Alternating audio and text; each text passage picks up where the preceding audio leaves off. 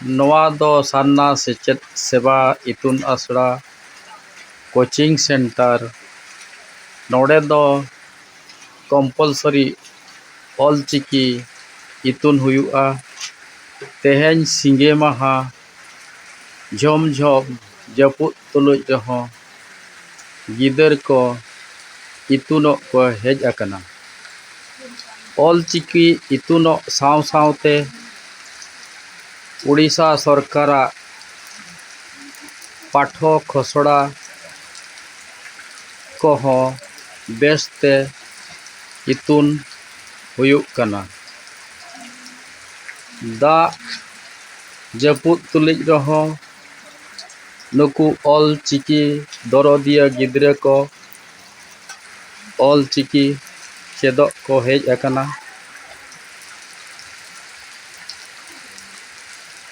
ओना सावते आले दो तेहें दो हिनांग सेताग रे ताड़ाम मॉर्निंग वॉक कातेद जोगासन तायम तेदो ऑलचिकी ले एहोबा हुनांग आदो जोगासन और मॉर्निंग वॉक दो बाले दाड़ियाता चिकाते झोम झोम जड़ी तीयु अकना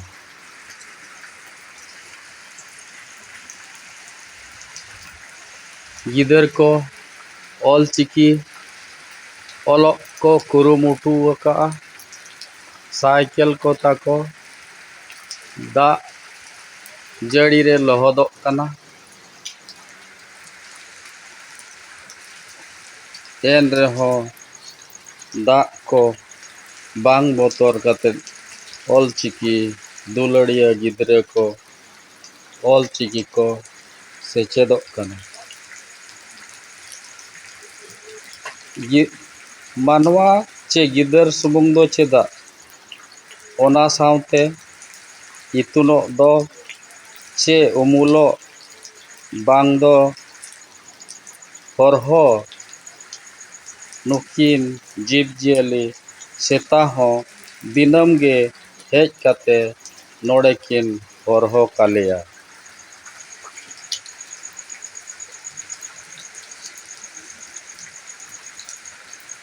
आदो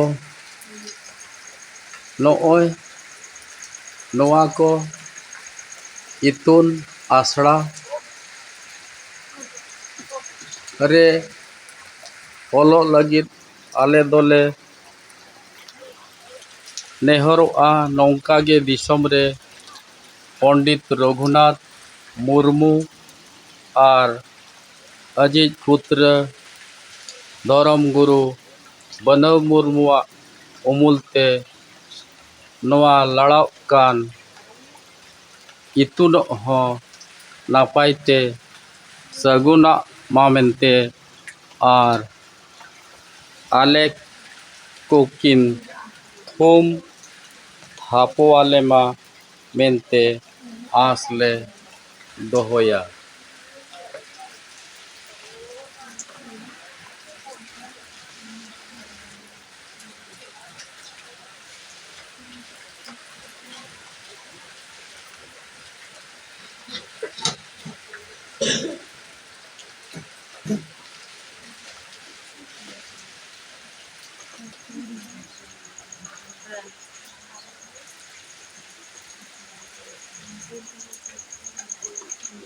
आले दो दिनम गे सेदाया आठवार लेका नोड़े सेता रे दा चुक सुपड़ी ले दोहा का ओड़े पिरपी कतेन इतुनो ले बोलोना और बोलो कते आले दो बनव गुरुआ आंदे लेकाते सेता रे धरम nyutum ते टुकुज ले दोहा का ओंडे दिनम गे आले दोले चुपुदा और इतुनो ले एहोबा मा तबे पारसी सिंह चांदो पंडित रघुनाथ मुर्मू लाकचार गुरु गुरु मानते बनो मुर्मू आले को थूम आलेबिन और दिसोम रिन सानाम कोगे बुगी बाड़े दोहो काकोपे इन चेड़े चिपरू चिंती पिपिड़ी जीव जियले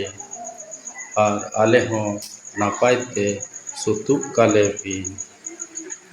सेरमारे सिंह चांदो और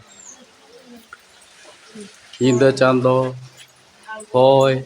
रिमिल दा धरती नवा को हों दिनम गे अक्तो जली रिहिट काहे कोमा ओना को हों आले दो आपसे दोइहा सिरजवी मा आमगे जतो एन सिरजव का नापाई को Coba.